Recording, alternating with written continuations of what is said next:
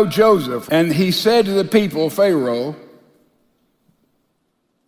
look, the people of children are more and mightier than we. Come, let us deal shrewdly with them, lest they multiply. And it happened in the event of war. And they also join our enemies and fight against us, and to go up out of the land, exile. Therefore, they set taskmasters over them to afflict them with their burdens. Slavery. Then the king of Egypt spoke to the Hebrew midwives. What did he say? He said the midwives feared God and did not do as the king of Egypt had commanded. What did he command? When you do your duties as a midwife for the Hebrew women, see them on the birth stools, the rocks in which they use to bring birth, and if it is a son, you shall kill him.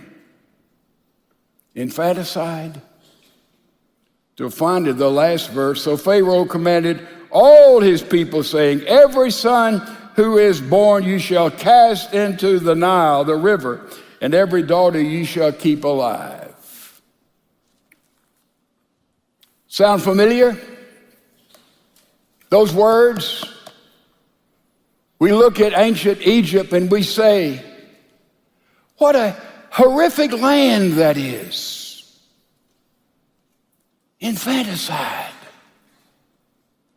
A child is born, throw him in the river. Can you imagine such paganism? Can you imagine such heartlessness? Can you imagine such racism? Can you imagine such extremity that went on in a land that did not know the Lord God and set about killing and destroying a people, putting down a people, eliminating a people, stagnating their growth? Can you imagine such a place ever existing on the earth as that? Egypt was a sane and sensible land, ladies and gentlemen, compared to the United States of America. Since 1973, Roe v. Wade was passed. In America, we have seen through abortion, which clearly defined is a child's murder in the womb of the mother. That's what it is. 63 million children have been killed in the place where they should be safer than any other place throughout their life.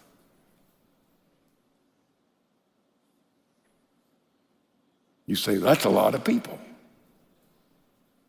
Of all the people who are being slaughtered in Afghanistan, all the people who are now being slaughtered in war,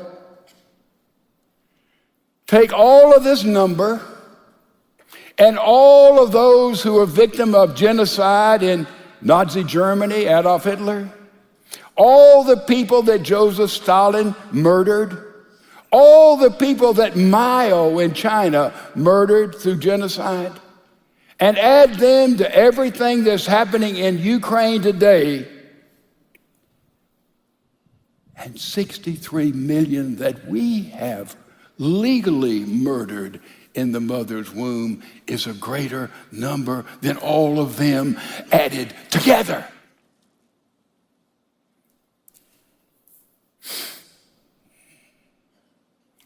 Before I get into Roe v. Wade a little further, let me say something parenthetically over here to those females who probably at an early age, not understanding the ramification of pregnancy and life, had an abortion.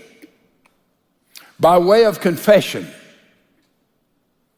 and witness, when I married, I was a virgin. Even back in those antique days, I was not sort of one of the guys. That's a fact. Now, but if a girl, when say 14 or 15, had gotten pregnant, whether I was a part or not, and that girl would have come to me and asked for advice, and if at that time, which it wasn't, it was legal and reasonably safe to keep from that life being disrupted, I, a Christian, quote, Christian, end quote, in that area of immaturity, would have advocated abortion. That's my confession.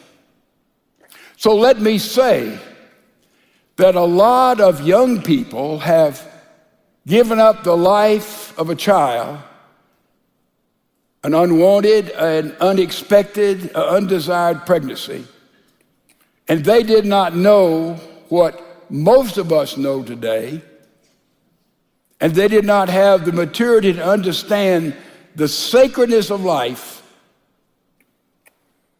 God forgives, God cleanses, and that was a mistake of the past. Let me say that without thinking I'm standing up here as some super pious clergyman pronouncing judgment of those who, at a young age, made a tragic mistake as far as God is concerned and as far as life is concerned, okay? And I will show you what's happened today in our world. We know there has been supposedly a leak from the Supreme Court that evidently a ruling will come down which Roe v. Wade will be overturned. As someone who is on the side 100% of life, I am thrilled and pray that will become a reality. Unapologetically. In the process of this, a group called CURE, in cooperation with the CDC, in cooperation with the African American pro-life group, they have presented a paper to Congress in this whole area of abortion, which is mind-boggling to me and is heartbreaking to all who know God and believe in the sacredness of life. Let me give you an overview of what has been revealed. Out of the 63 million abortions, 40% of those abortions, 19 million, have been African American children in the mother's womb. Of those 20 million, was there another Martin Luther King killed? Was there another Thomas Sowell killed? Was there someone there who could have led us out of the bondage we find ourselves in as Americans today? Was there someone there who could have made such radical difference in medicine, in research, in the political area?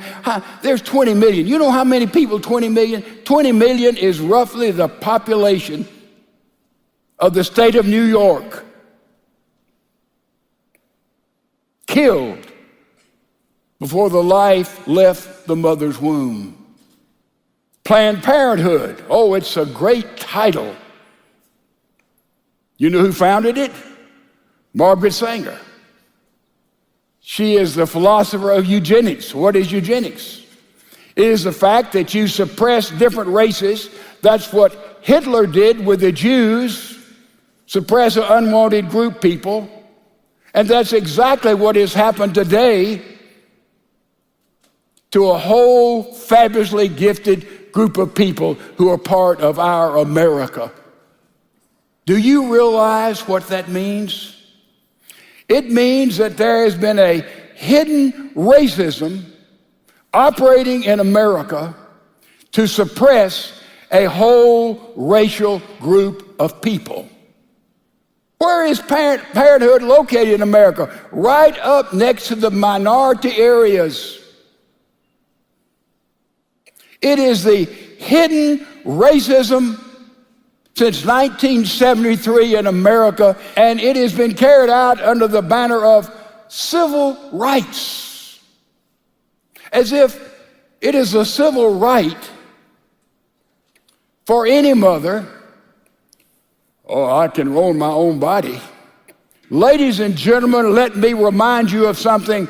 Life then and life now is sacred. It belongs to God, and when conception takes place, it no longer is under our auspices.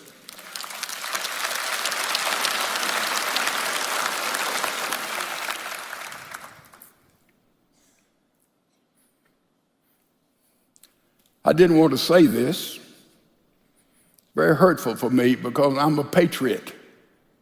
I love this land. I have sung from the top of my voice for a lot of years. Hard for me to say this. Listen to it carefully, take it home, think about it. I'm having a hard time singing God Bless America. Oh, why should God bless America?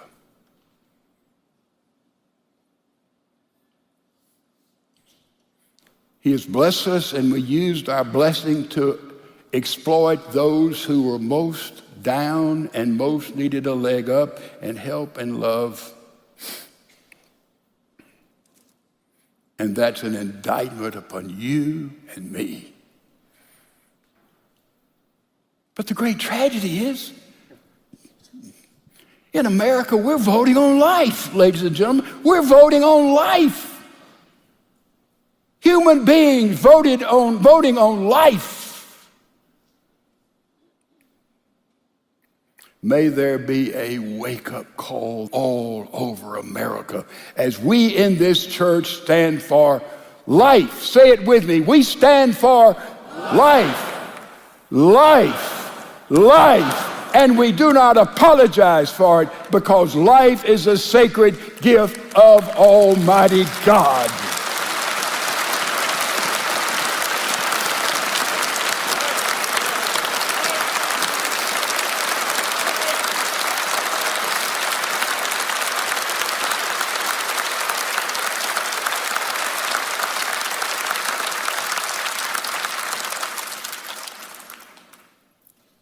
What happened in Egypt?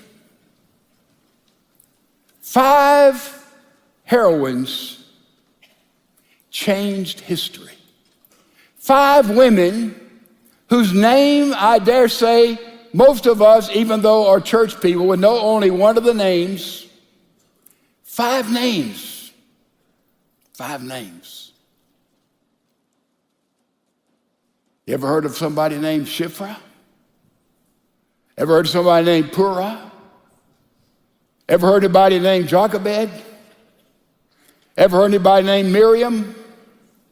Ever heard of anybody named Bithra?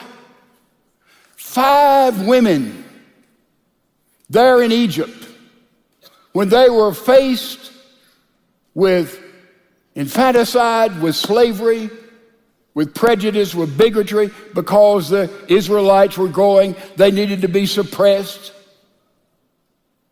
Let's look at those 5 women rapidly. You're going to see 5 tremendous women. We don't even know their names. Look back. It said Hebrew midwives, of whom the name of one was Shiphrah, and the name of the other was Purah. And he said, when you do the duties of the midwife for a Hebrew woman and see them on their birth stools, if it's a son, you shall kill him. It says, but the midwives feared God. What did they do? They had faith in God. He said they feared God more than they feared the government. How important that is today. But the midwives feared.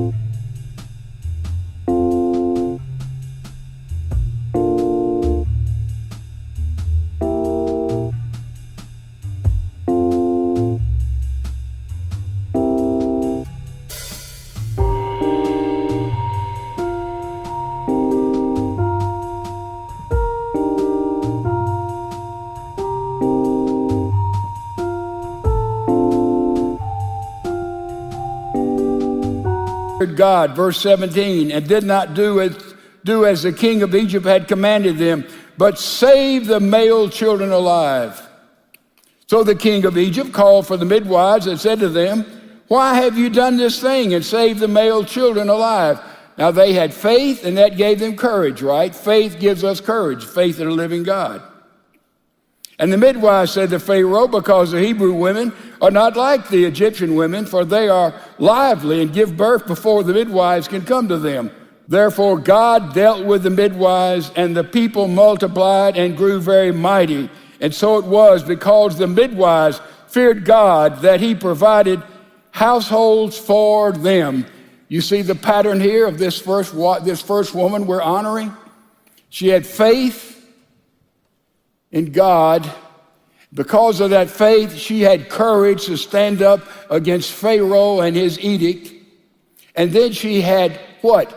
Creative thinking. Creative thinking. She told Pharaoh, look, these babies were born before. Some was true, some was not true. You see how God used these two unnamed women who were midwives. And look at the next one we come to. It says that a man was born in the house of Levi, and went and took his wife, a daughter of Levi, and the woman conceived and had a son. Here's two believers, tribe of Levi. She was pregnant. They were married, nuclear family. And can you imagine during that pregnancy when the edict of Pharaoh was, if a male child is born, throw him in the river? Can you imagine what they prayed for? Oh, Lord, give us a female. Did you see that? Not a male. Oh, Lord, give us a female. But a male child was born. And when she saw that he was a beautiful child, the word beautiful there means sort of a special gift. And she hid him 3 months while she nursed him. But when she could no longer hide him, she took an ark of bulrushes and put the child in it and laid it the reeds by the river banks. A woman of faith had courage, planned for this baby, and she did exactly what Pharaoh said. Throw the child in the river. And she did. She had faith, she had courage, and she had creative thinking, this mother did, this Jochebed. And then we have another fabulous, fabulous woman, that's Miriam. Miriam was, in all probability, the older child, already born. Aaron was another child of hers. And the sister, Miriam, from afar off to know what should be done, the sister followed that little ark into the Nile. Then the daughter of Pharaoh came down to bathe in the river, and her maidens walked along the riverside. And when she saw the ark among the reeds, and sent her maid to get it, and when she opened it, she saw the child. Here's Miriam. Watch it now. 10 or 12 years old. She goes down there to watch after her 3-month-old brother that's been born, knowing that if they find out, he would be drowned in the river. And she watched, and Miriam had to discern from Bithnah. Who was that? That was Pharaoh's daughter. That was the princess. She was bathed. How she would respond to this unwanted death sentence pronounced on this Hebrew child. She had to read the princess to see how she responded. And when she opened up and the princess responded positively, knowing it was a Hebrew child, that's when Miriam, boy, what faith she had in God. What courage she had, a 10 or 12-year-old, and what wonderful creative thinking she involved. She went down there then, and as the princess must have held the baby, she said, do you want me to get a woman to nurse this child? And Bithnah, the princess, said, yes. And Miriam went back home and said, Jochebed, Mom, come down, we've got an assignment. You're going to have to nurse the baby. And by the way, the princess said really carefully, I'm going to pay you for it. What a deal. How God works in this world.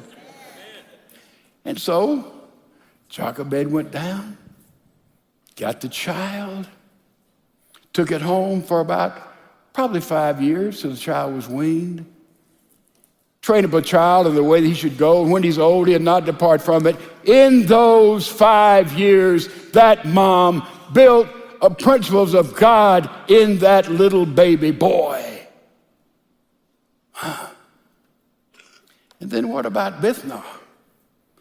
Hey, somehow the understanding of the sacredness of life from the Hebrews and their God, whom she'd seen all of their life, they worshiped, and how they were blessed because they were true worshipers. She had faith in God, and then she had courage to go and wait those 4 or 5 years until the child was weaned. And then the mother gave up to the princess, knowing she could not bring up the child in Egypt. And so the courage of Jochebed to give the baby to the princess. And then the princess had the courage to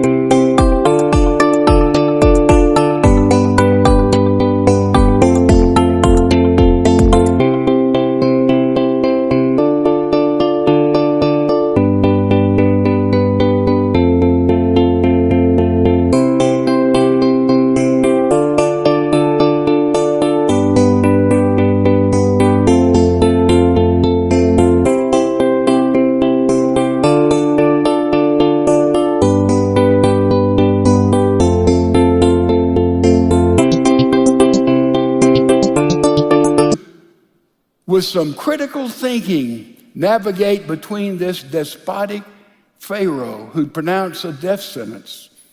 And then Moses was taught the highest form of education, the highest form of military strategy. He got a background in Egyptian culture, which was second to none at this moment in history. And by the way, it was Bithnah, the princess, who named Moses, and the name Moses means to be brought out of the river. And Moses later on lived up to his name, and he brought the children of Israel out of exile into life in the promised land. How God works in the world, ladies and gentlemen. These 5 women had courage, had faith in God, and that faith in God gave them courage, and that courage gave them creative, critical thinking. And all of a sudden, what is the result? You have Moses, who was the most important person on this earth, between Adam and in the garden all the way to Jesus in Bethlehem. Moses was the number 1 person to all humanity. And see how God preserved life through these 5 individual women who had faith in God. They had courage, and they became creative thinkers. Motherhood, the feminine world, the giftedness that is here.